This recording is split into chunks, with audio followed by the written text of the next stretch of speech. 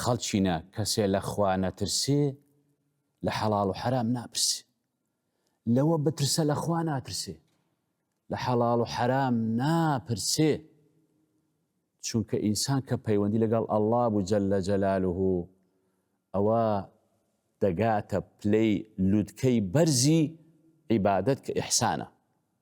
بە جۆرێک کە ئینسان ئیش دەکا کە خاوەن ئیشەکە لەوێ بێ زۆر جوان ئیشەکەی دەکا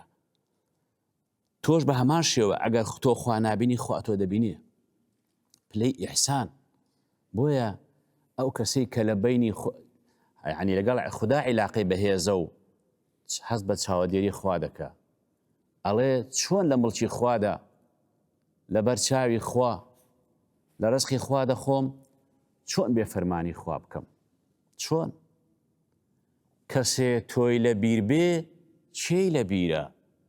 دڵ و مێشک بە بیری تۆوە ژیرە ئەم هەموو قەیرانی کە ئێستا هەیە بەهۆی ئەوەیە کە ئەوانە کە خوا ناناست